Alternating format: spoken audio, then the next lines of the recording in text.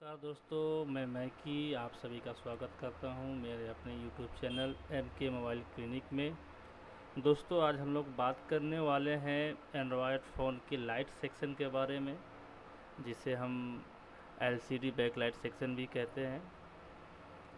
दोस्तों, शुरू करने से पहले हम बता दें कि आज की इस वीडियो में मैं किस तरीके से आप लोगों को और क्या बताने वाला हूं। दोस्तों, आज मैं इस वीडियो में बात करने वाला हूं जो सेक्शन वाइज बोर्नियो के थ्रू कैसे जो सर्किट डायग्राम होती है, जो स्कीमेटिक्स होती है, उसके थ्रू कैसे ये लाइट सेक्शन वर्क करता है, उसकी इनपुट क्या है, उसकी आउटपुट क्या है, कौन कौन से उसके बॉल वर्किंग है, इसके बारे में बात होगी। और साथ ही साथ जो बोर्नियो के जितने भी उसके अंदर ऑप्शन अवेलेबल हैं बोर्नियो में, जैसे कि सर्किट डायग्राम हो गया, बीट मैप हो गया, हार्डवेयर सॉल्यूशन हो गया, जीआर हो गया, इन सभी सेक्शन को मैं आप लोगों को डिटेल में समझाऊंगा। और इससे पहले भाई जो लोग मेरे चैनल पर नए नए होंगे तो उनसे अनुरोध है कि लाइक करो, सब्सक्राइब करो। भाई जितना भी आप लोग मेरे को प्यार दोगे, मैं उतना ही आप लोगों के लिए डेडिकेटेड रहूँगा, उतना ही मेहनत आप लोगों के लिए करूँगा। तो शुरू करते हैं दोस्तों।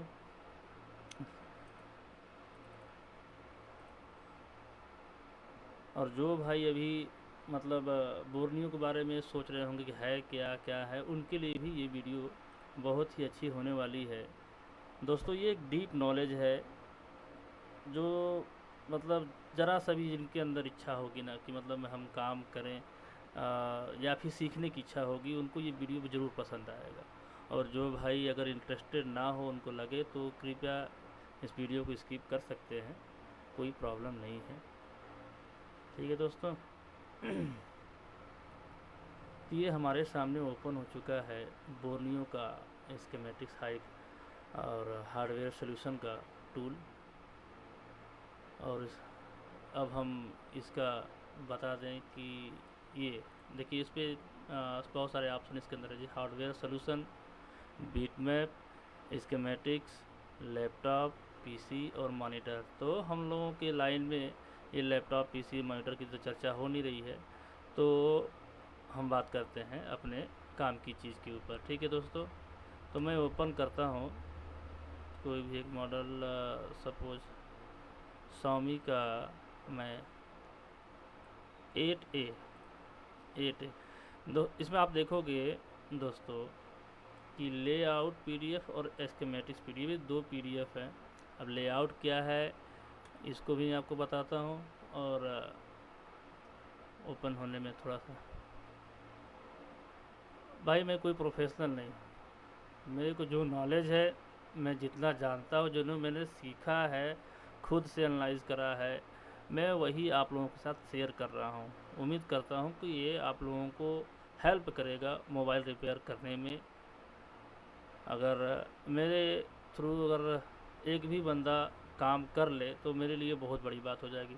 तो दोस्तों, ये आपके सामने देख सकते हो कि ये लेआउट है। लेआउट बोले तो जैसे कि आपका ये पीसीबी का जो है टोटल कैसा पीसीबी होता है, ये लेआउट देख कर ही आपको समझ में आ रहा होगा कि आखिर ये लेआउट क्या है। और इस पे आप देखोगे कुछ कोडिंग दिखे हुए है ना। तो दोस्तों, ये सर्किट डायग्राम के अंदर जितने भी पार्ट्स लगे होते हैं उनको कोड से ही दर्शाते हैं।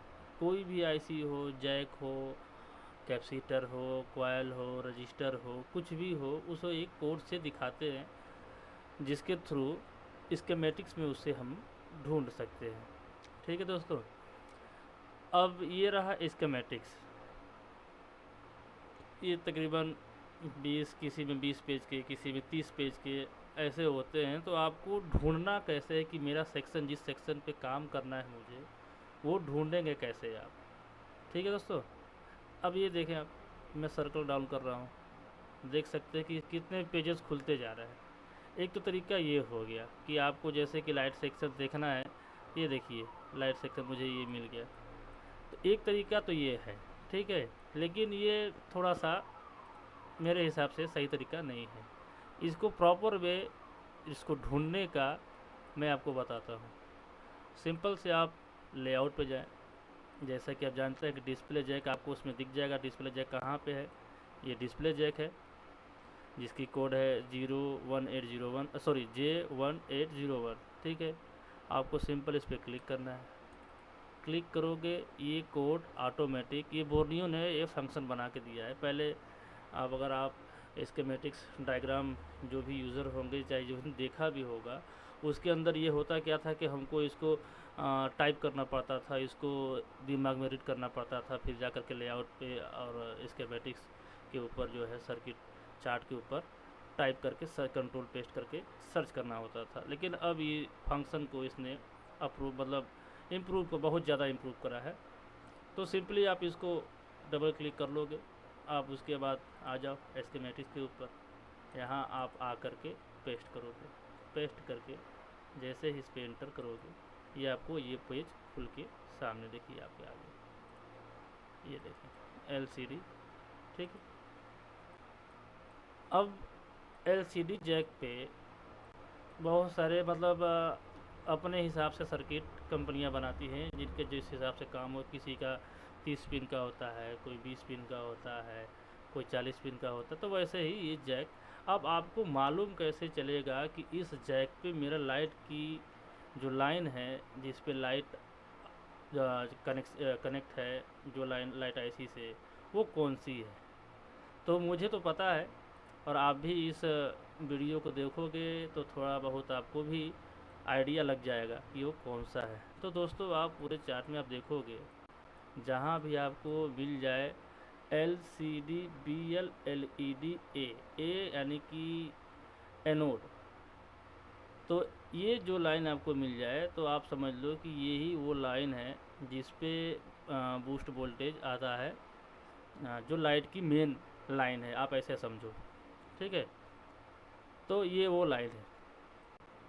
कनेक्टर से पहले आप देख सकते हो जो इन हो रही है ये लाइट, एक यहाँ पे रजिस्टर R1807, और उसके बाद एक कैपेसिटर है, उसके बाद एक और कैपेसिटर। दोस्तों ये कैपेसिटर का सिंबल है, आप देख सकते हो, इसको कैपेसिटर का सिंबल बोलते हैं, जिसको C से दर्शाते हैं। और ये रजिस्टर का सिंबल है जिसे R से दर्शाते हैं। बाकी आप बहुत से यूट्यूब देखे होंगे, अभी इसको भी देखोगे तो आपको एनालाइज करते करते समझ में आ जाएगा कि किसको क्या बोलते हैं। ठीक है दोस्तों, तो ये जैक के थ्रू हम यहाँ पे पहुँचे। इसके बाद सिंपली इस पर डबल क्लिक करना है। ये कोड यहाँ पे आ चुका है, आप देख सकते हो, बस इसको इंटर कर देना है। LCD बैकलाइट की ये आउटपुट इनपुट जो भी है, ये टोटल इसका फंक्शन खुल चुका है। ठीक है दोस्तों, यहाँ तक तो बात क्लियर होगी।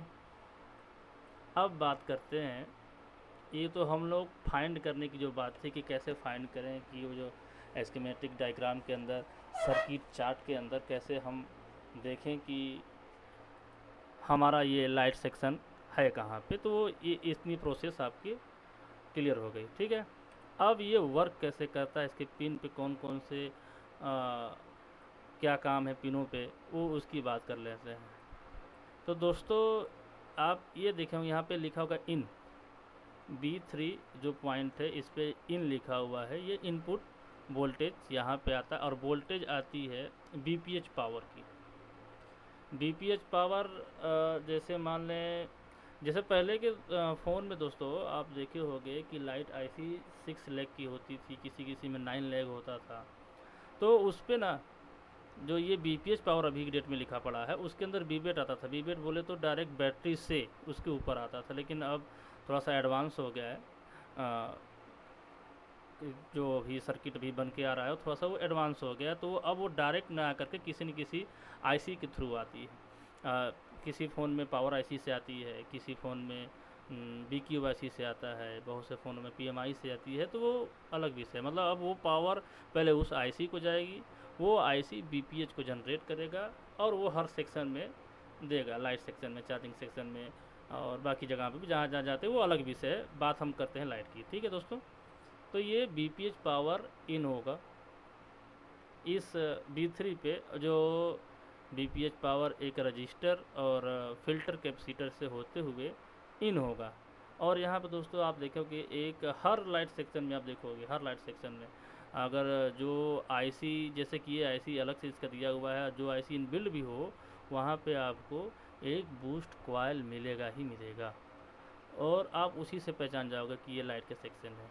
तो यहाँ दोस्तों ये आपको एक बूस्ट कॉइल मिलेगा जिसके एक सिरे पे बीपीएच पावर आ रही है, और वही जो बीपीएच पावर की लाइन है वो आईसी के अंदर इन होगा।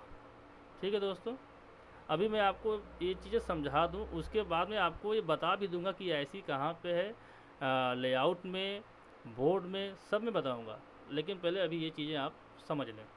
ठीक है, तो ये इनपुट होगी, यहाँ पे इनपुट होने के बाद आप देखोगे कि ये आपके सामने ये लगी हुई है,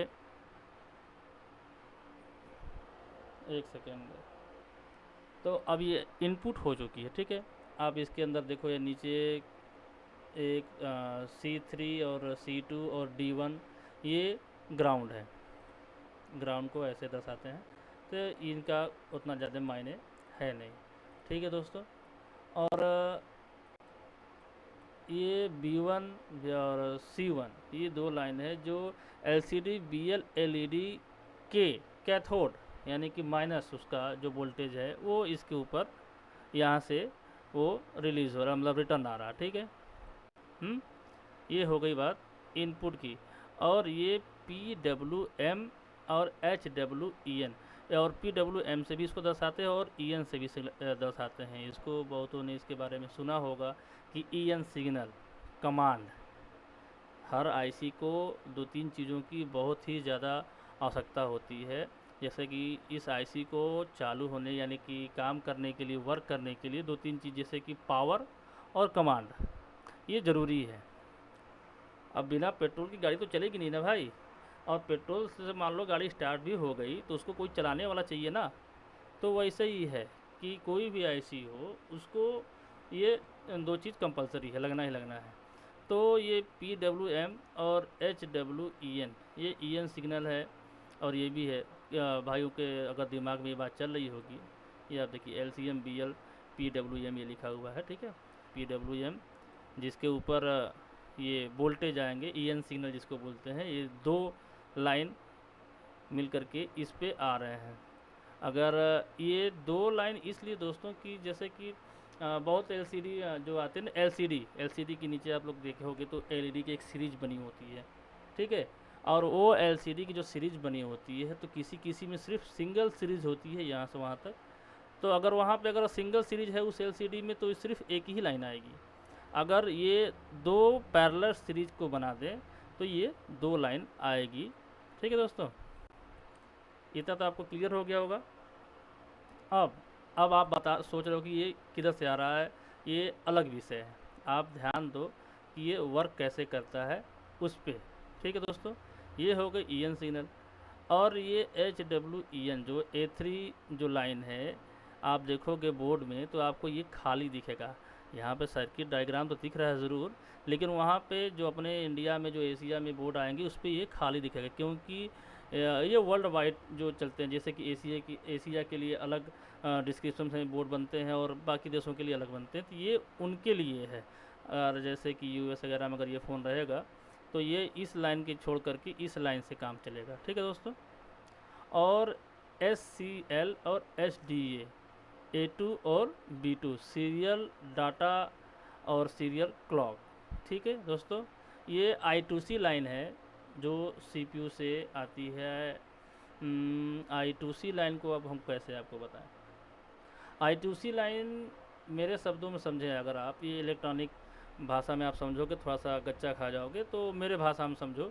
आप लोगों ने मूवी बहुत सारी देखी होगी, वो क्या बोलते हैं, फौजियों के ऊपर जो बहुत ज़्यादा से बॉर्डर हो गई, टेंगो चार्ली, तो उसमें आपने देखा होगा जो वायरलेस सिस्टम यूज़ करते हैं वो हेलो मतलब अल्फा टू डेल्टा बोलते हैं ना, बॉर्डर फिल्म जैसे बोल रहे थे, तो वैसे ही है ये वायरलेस सिस्टम ही मान लो इसको। ठीक है, कि ये CPU और इस IC के बीच में बातचीत होगी अगर, तो ये इसी के थ्रू होगी। ये बोलेगा डेल्टा, वो बोलेगा अल्फ़ा।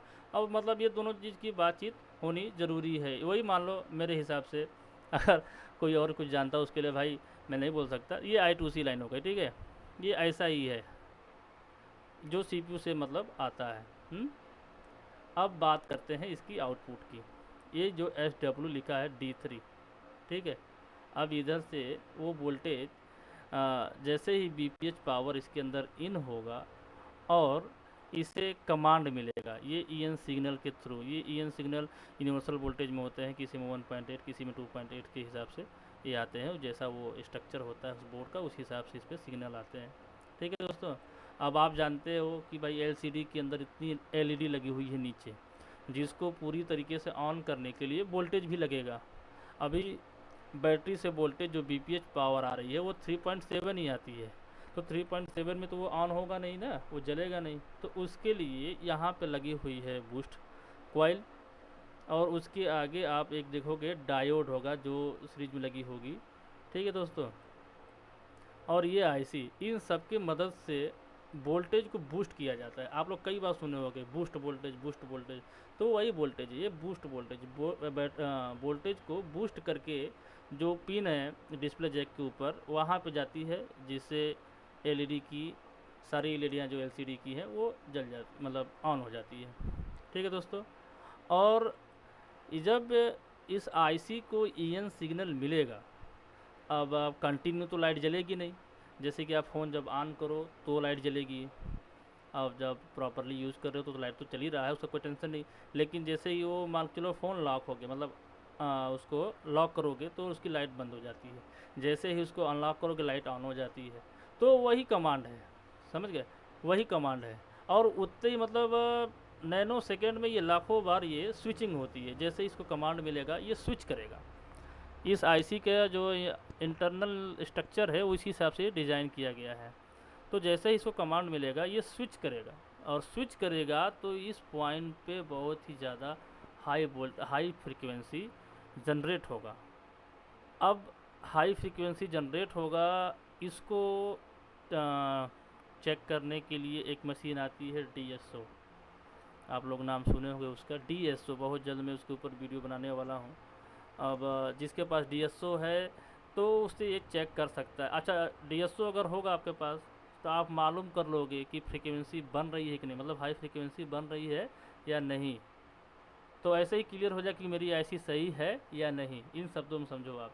नहीं तो अमूमन जो थ्योरी है कि भाई ये काम नहीं कर रहा, हमने इसको लगा के देख लिया, इसको लगा के देख लिया, इसको लगा के काम नहीं हुआ तो IC बदल के देख ली, वो अलग चीज़ हो गया, वो प्रॉपर तरीका नहीं हुआ। जैसे कि अभी मतलब मान के चलो कि इतना एडवांस होते जा रहा है काम कि डीपली और एडवांस टेक्निक भी हम लोग यूज़ करते हैं काम करने के लिए। जैसे पहले हम लोग ऐसे ही खुले आँख से काम करते थे, माइक्रोस्कोप आ गया, SMD नॉर्मल यूज़ करते थे, तो अब महंगी महंगी और अच्छी क्वालिटी की SMD भी आ गई प्रॉपर। अब यही चार्ट को ले लो आप, जो सर्किट डायग्राम की जो चार्ट है वो पहले हम लोग सिंगल सिंगल किसी फ़ोन की हम लोग डाउनलोड करते थे, लेकिन अब उसके लिए भी देखो ये टूल आ गया, बोर्नियो स्कीमेटिक्स। तो वैसे ही फ्रीक्वेंसी को चेक करने के लिए DSO, ऑस्किक स्लोप बोलते हैं उसको, DSO, ठीक है दोस्तों। तो वो आप मतलब करेक्ट मालूम चल जाएगा कि आप इस पर फ्रीक्वेंसी आ रही है तो मेरी IC वर्क कर रही है, अगर फ्रीक्वेंसी नहीं आ रही है तो यानी कि मेरी IC ख़राब है, मुझे डायोड, कॉयल, कैपेसिटर वगैरह को छेड़छाड़ करने की आवश्यकता नहीं है। तो दोस्तों इतना बात तो क्लियर हो गया होगा, ठीक है। अब ये जो भी हाई फ्रीक्वेंसी जनरेट होती है तो डायोड का काम है उस फ्रीक्वेंसी को क्लियर करना, जितनी आवश्यकता हो उतनी वोल्टेज आउटपुट देना। तो ये तो समझ में आ गया दोस्तों कि ये इनपुट हो गया, ये यहाँ तक इनपुट हो गया। अब आउटपुट के बारे में बात करेंगे तो ये हो गई आउटपुट जो इस डायोड के इस सिरे से लेकर के ये यहाँ तक आ रहा है, LCD, BL, LED, A, ठीक है दोस्तों।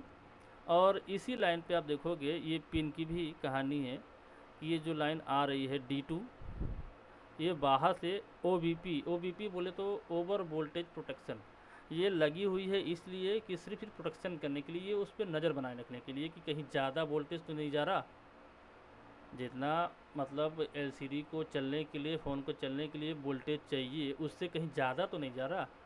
तो इसके लिए ये प्रोटेक्शन के लिए ये बॉल है, ये पिन से कनेक्टेड है, ये बाहर से है, देख रहे होगे आप, ठीक है। अगर कभी मान लो कोई गड़बड़ हो गया, हाई वोल्टेज या अभी ज़्यादा वोल्टेज आया, तो ये यहीं से ब्रेक करके इस आईसी पे ही काम करेगा, आगे नुकसान नहीं होगा। और भाई आप कहो 33,000 वोल्टेज डाल दे तो अलग विषय है, ठीक है दोस्तों। तो ये इसके लिए ये लगा हुआ है OBP। और उसके आगे भी ये जो कैपेसिटर हैं, ये C1814, ये जितने भी कैपेसिटर है, ये फ़िल्टर के काम करते हैं दोस्तों। ये भी बहुत ही इम्पोर्टेंट रोल निभाते हैं। बाकी चीज़ें ये कभी जब आप लोग डीप नॉलेज में, अगर मैं अब वो सीखने जब कभी आएंगे तो ये इसके ऊपर चर्चा हो सकती है। तो ये आपके काम की बात हो गई कि ये इनपुट हो गया और ये आउटपुट, ठीक है दोस्तों। बाकी इसका वर्किंग सिस्टम आप लोगों को समझ में आ ही गया कि पहला कमांड मिलेगा तभी ये स्विचिंग करेगी, हाँ। और I2C लाइन भी क्लियर होनी चाहिए। और I2C लाइन भी भाई आप इसको भी टेस्ट करने के लिए DSO ही यूज होता है। तो ये सारी बातें हो गई, ये सारे पिन के बारे में आपसे बातें हो गई। ये वर्किंग सिस्टम आपको समझ में आ गया। अब ये है कहाँ, अब इसको मैं आप लोगों को दिखाता हूँ। जैसे कि ये लिखा है U1800, ठीक है दोस्तों। किसी भी आईसी में आईसी को सर्किट डायग्राम के ऊपर U से दर्शाते हैं। सिंपली डबल क्लिक करो, यहाँ पे आ गया, और लेआउट पे जाओ और U1800 को पेस्ट करो और क्लिक करो। देखो ये यहाँ पे ये सॉरी ये देखो ये मार्किंग दिख रहा है ना, ब्लू हो गया ना U1800। अब यहाँ पे देखो आप U1800 पे ये डायोड जिसकी मैं बात कर रहा था, ये कॉयल जिसकी, और बाकी ये कंपोनेंट्स जो कैपेसिटर लगे हुए हैं सब यहाँ पे आपको मिल जाएंगे, ठीक है दोस्तों। उम्मीद करता हूँ कि ये बातें इसके थ्रू तो समझ में आ ही गया होगा। अब हम बात करेंगे इसी चीज़ को बीट मैप में आप लोग को दिखाते हैं कि लाइन किधर से किधर को जाती है, ठीक है दोस्तों।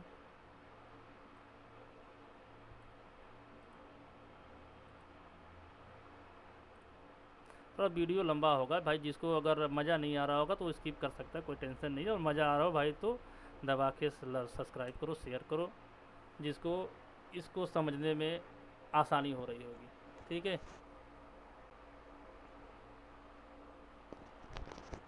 तब तक मैं इसका हार्डवेयर सोल्यूशन भी ओपन कर लेता हूँ। ये दोस्तों मैंने जो बताया वो प्रॉपर वे है इसका, मतलब जैसे कि अभी तो हम लोग काम करने चले गए, अगर फॉल्ट फाइंड नहीं हो पाई तो हमें आवश्यकता पड़ेगी ये स्कीमेटिक्स डायग्राम की। नहीं तो ऐसे ऊपर ऊपर तो अपने एक्सपीरियंस से भी काम कर सकते हो ना भाई, कि यहाँ पे क्या हो रहा है, कैसे हो रहा है। ये देखो बीट मैप ओपन हो गया दोस्तों, ठीक है। अब जैसे कि ये रहा डिस्प्ले जैक,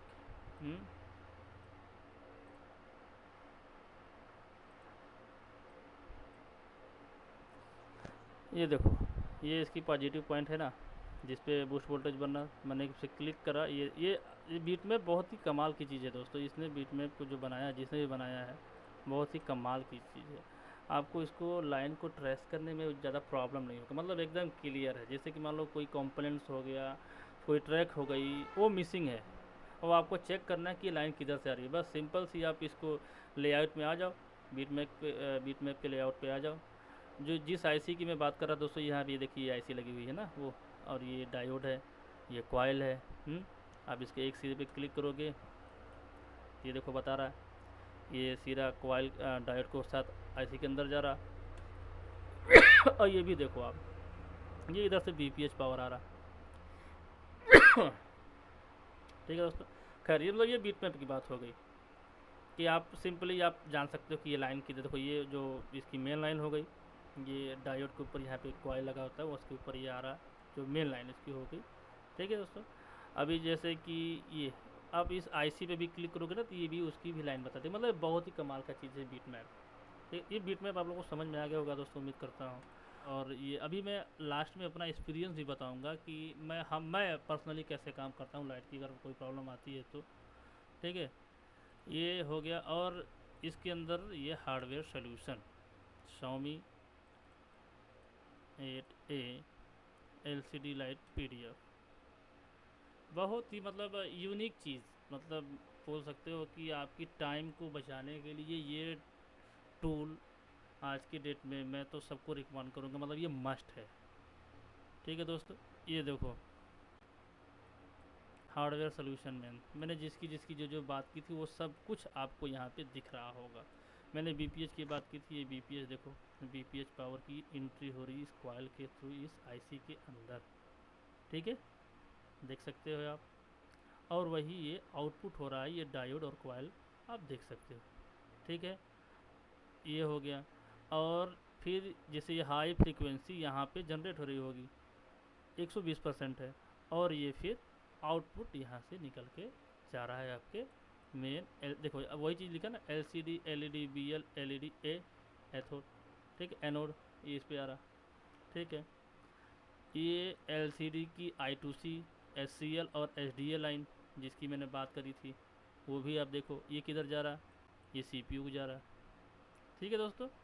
तो उम्मीद करता हूँ कि बातें क्लियर हो रही होगी आप लोगों को, जो जो मैंने समझाया है ये सारी चीज़ें दिखाने के बाद तो क्लियर हमारे ख्याल से हो गया। भाई आप एकदम इतना भी क्लियर नहीं हो पाएगा तो भाई तब तो मेरा आप लोगों को समझाना ही बेकार है।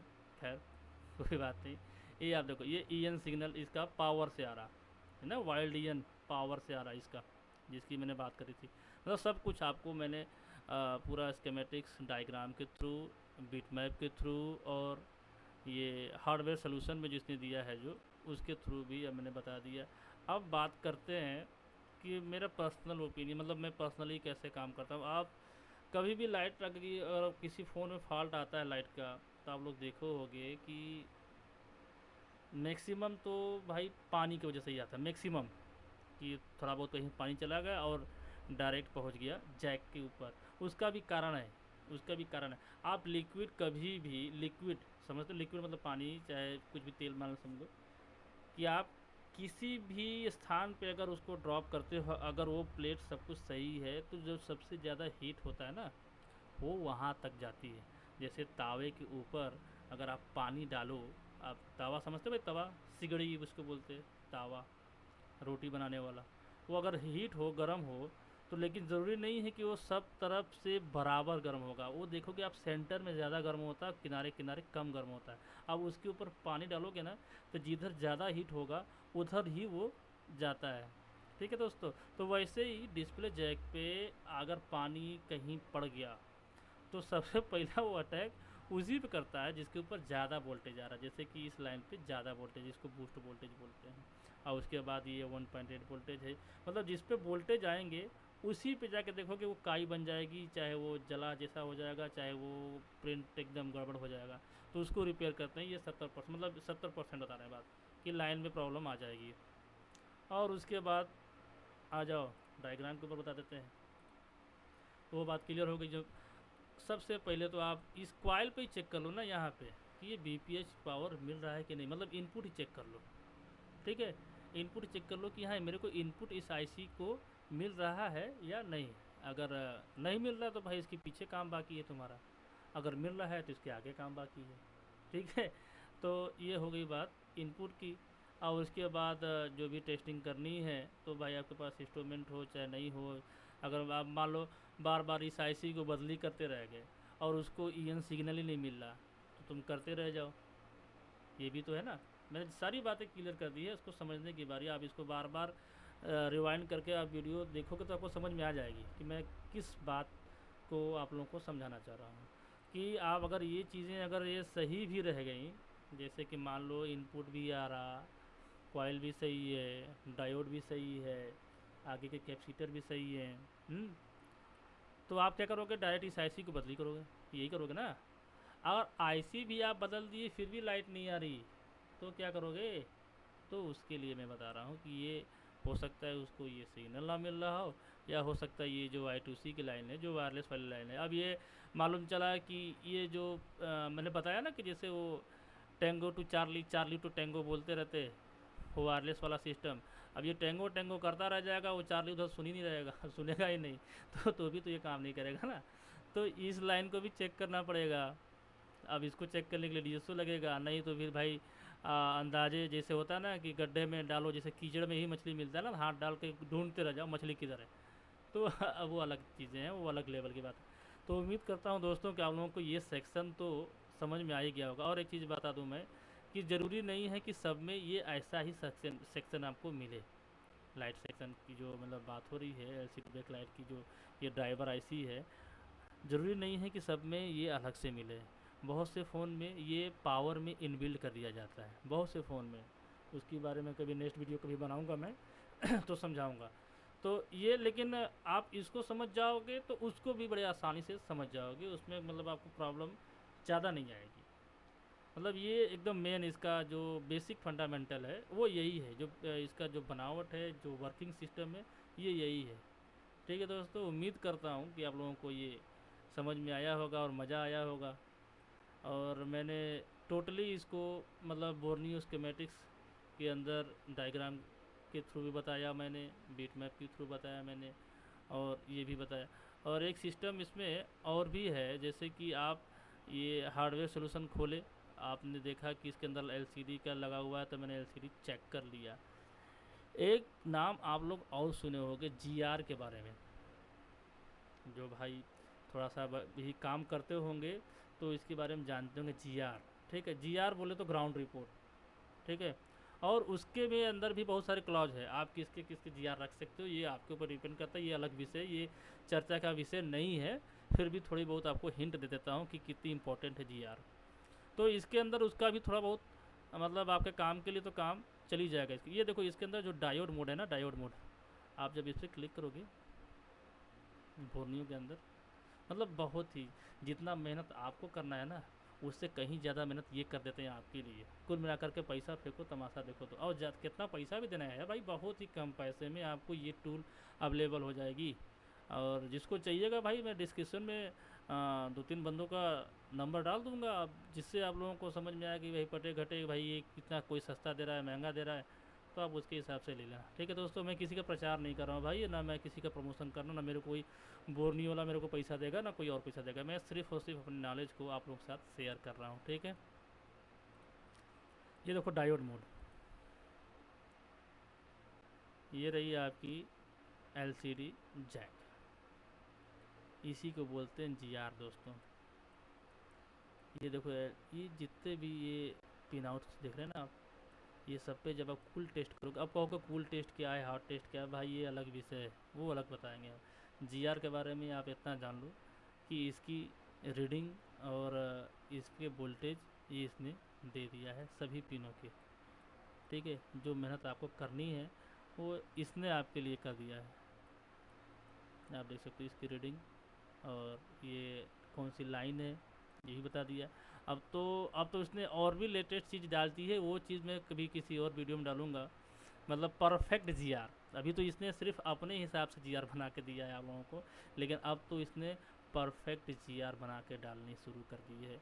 अब जितने भी इसके अपडेट आते हैं ना, उसके अंदर ये उसका मैं, अगर आप लोगों को ज़रूरत होगा कमेंट करना, समझ में आएगा तो मैं उसको भी बता दूंगा। परफेक्ट जीआर, ये बोर्नियो वाले जिनकी जो टीम बैठी पड़ी है ना, परफेक्ट जीआर बना करके दे रहे हैं, जिसके मतलब जिसके लिए आपको मेहनत ही नहीं करना।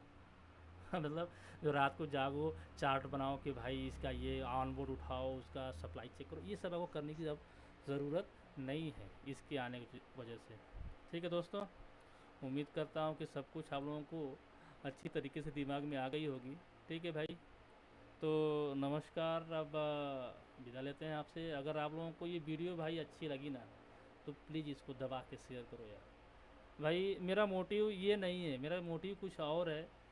मैं सिर्फ अपने सब्सक्राइबर और व्यूवर्स को इनक्रेज करना चाहता हूँ, बढ़ाना चाहता हूँ। उसके बाद जो मेरा मेन मोटिव है ना, मैं वो इस पर डालना चाहता हूँ कि जो अभी ये जो, चलो खैर छोड़ो, अभी उसके बारे में कोई चर्चा नहीं करनी, लेकिन मेरा मोटिव ये नहीं है, मेरा मोटिव ये नहीं है, मेरा मोटिव कुछ और है। सिर्फ और सिर्फ इंतज़ार है कि मेरे सब्सक्राइबर ज़्यादा हो जाएं और व्यूवर्स ज़्यादा हो जाएं। सिर्फ मेरी एक इम्पॉर्टेंट बात, जो अभी खपलम 22 हो रही है ना, मतलब इस लाइन में मतलब बहुत ही मतलब लूट पाट मची हुई है इस लाइन में, तो सिर्फ मेरे को उस बात पे पिन आउट करना है, उस बात को बोलनी है, जिसकी वजह से मैं अपने इस पे इतना मेहनत कर रहा हूँ। और मैं चाहता हूँ कि मेरे व्यूवर्स बढ़ें। ठीक है दोस्तों, एकदम तो गुड बाय। बाकी भाई अच्छा लगे तो प्लीज़ शेयर करना, प्लीज़ प्लीज़ शेयर करना, और सब्सक्राइब तो ज़रूर करना। Thank you, bye.